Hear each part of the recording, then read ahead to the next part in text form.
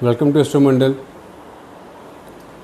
आज का टॉपिक है अग्निकारक योग।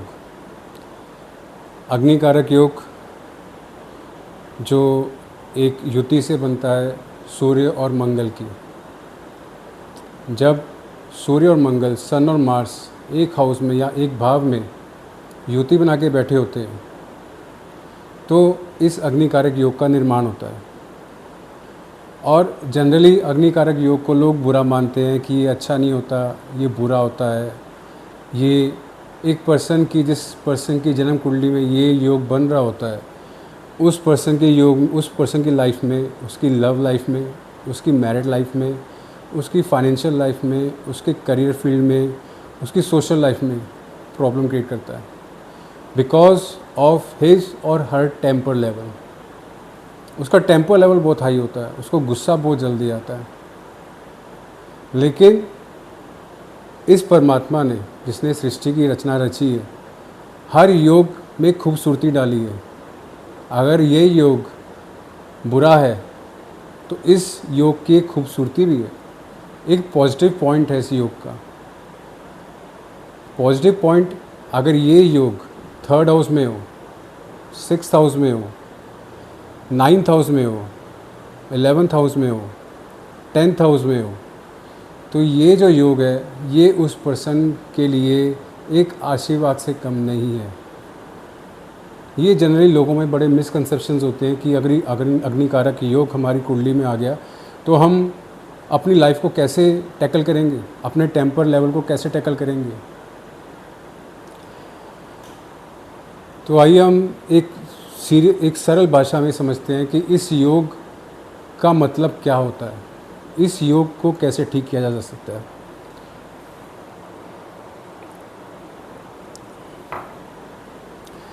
तो स्टार्ट करते हैं सन से।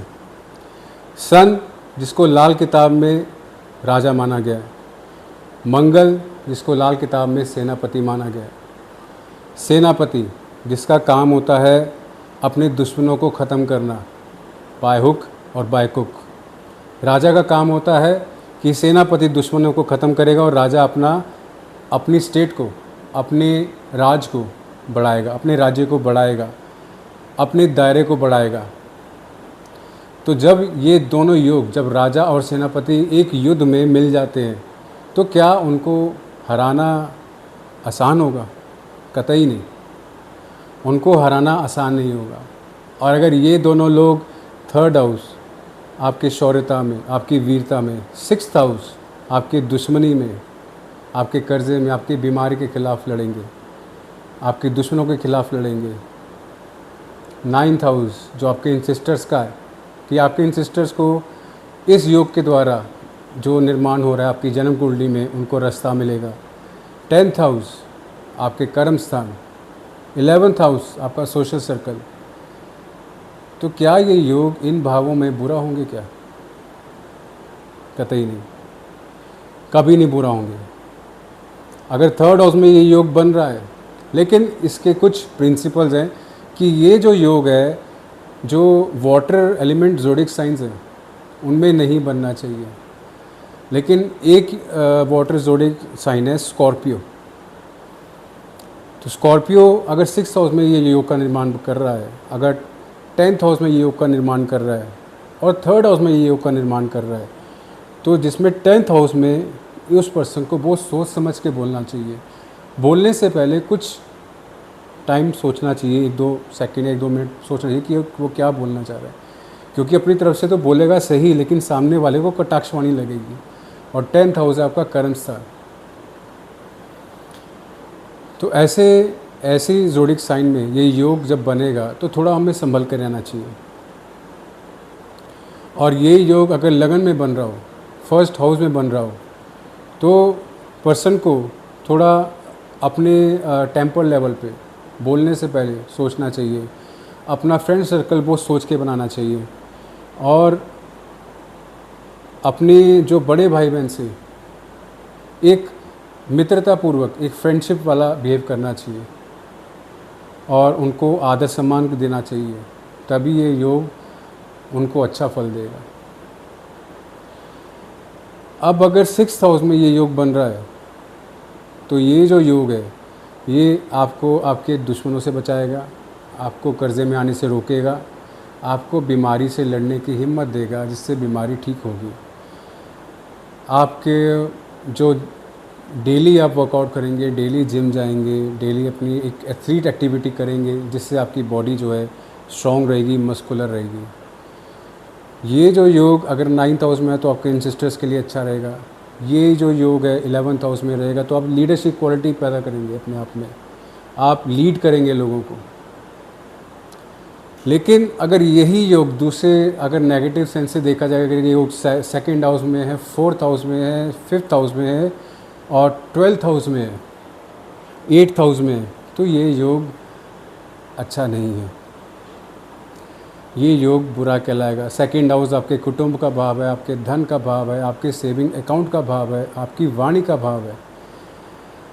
वाणी जिससे आपका बोलने का तरीका, जिससे आप अपनी दिनचर्या चलाते हैं, अपना कर्म स्थान चलाते हैं, आप पैसा इकट्ठा करते हैं, अगर वहाँ पर ऐसा योग आ जाए तो आपकी कुटुंब से बनेगी नहीं, आपकी फैमिली सर्कल आपको इग्नोर करेगा।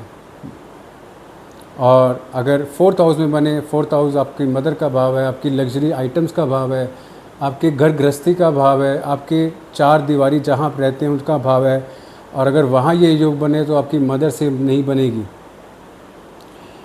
लग्जरी आइटम्स आप इकट्ठी नहीं कर पाएंगे। 5th हाउस में ये योग बने तो आपकी लव लाइफ का भाव है, आपके स्टडीज़ का भाव है, आपकी पोस्ट, आपके फादर का भाव है, आपके पूर्व प्रेम संबंध का भाव है। तो यहाँ ये बने तो ये योग बने, अग्निकारक योग बने तो आपकी लव लाइफ डिस्टर्ब रहेगी बिकॉज ऑफ योर लैंग्वेज। सिर्फ आपके बोलने के तरीके से ही आपकी लव लाइफ डिस्टर्ब रहेगी। तो अगर आप सोच समझ के बोले और एक क्वेश्चन का आंसर देने में थोड़ा टाइम ले तो ये योग आपको इतना परेशान नहीं करेगा। और ये योग अगर 8th हाउस में हो तो आपको डिप्रेशन तक दे सकता है। उसकी रेमेडी ये कि आपको 9th हाउस की रेमेडी करनी पड़ेगी कि आप जितनी आप जापमाला करेंगे, गुरु मंत्र जो गुरु द्वारा दीक्षित हो, एक गुरु मंत्र की जब जापमाला करेंगे तो ये योग शांत रहेगा, आप डिप्रेशन से दूर रहेंगे।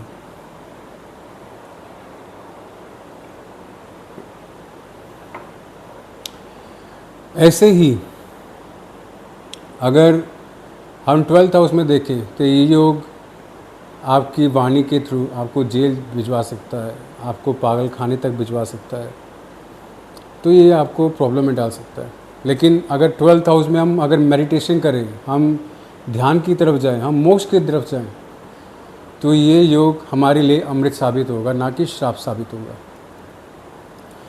तो ये जो योग है, ये इस योग को काफ़ी लोग बुरा मानते हैं कि ये आपको अपने गुस्से पे नियंत्रण रखिए, अपने जो एक्टिविटीज़ है उस पर नियंत्रण रखिए। ये योग अगर आपकी कुंडली में बन रहा है तो आपको घबराने की कोई ज़रूरत नहीं, कोई आपको टेंशन लेने की ज़रूरत नहीं है कि अब क्या होगा। आपको 2-3 चीज़ें करनी है। पहली चीज़ करनी है कि आपको हम अपनी वाणी पे नियंत्रण करना है। आप गुस्सा कम कीजिए। टेम्पो लेवल हाई करने से सिर्फ आपका टेम्पो लेवल हाई नहीं होगा, आपका बीपी प्रॉब्लम बढ़ेगी, आपको हार्ट प्रॉब्लम बढ़ेगी, आपको माइग्रेन होगा, आपको सर्वाइकल होगा। इतनी सारी चीज़ें सिर्फ आपके टेम्पो लेवल लूज़ करने की वजह से होगी। अगर आप टेम्पो लेवल लूज़ ना करें, उस सोसाइटी में बैठे ही मत, तो आपका टेम्पो लेवल जो है वो कंट्रोल में रहेगा। और लास्ट कि आप किसी भी धर्म स्थान में जाएं, चाहे आप गुरुद्वारे जाएं, मंदिर जाएं, मस्जिद जाएं, चर्च जाएं, कहीं भी जाएं, आप दान दें, गुड़ का दान दें, या आप मंगल की चीज़ें दान दे सकते हैं, लाल कपड़ा दान दे सकते हैं, अनार, छिला हुआ अनार के दाने दान दे सकते हैं। तो ये चीज़ें आप जब करेंगे तो आपका जो अग्निकारक योग है वो आपकी काफ़ी कंट्रोल में आएगा। आपको टेम्पर लेवल लूज इतनी जल्दी नहीं करेंगे, जिसकी वजह से आपको ये प्रॉब्लम्स का सामना नहीं करना पड़ेगा। तो ये था अग्निकारक योग। जिनको लोग बुरा मानते हैं। Thank you very much.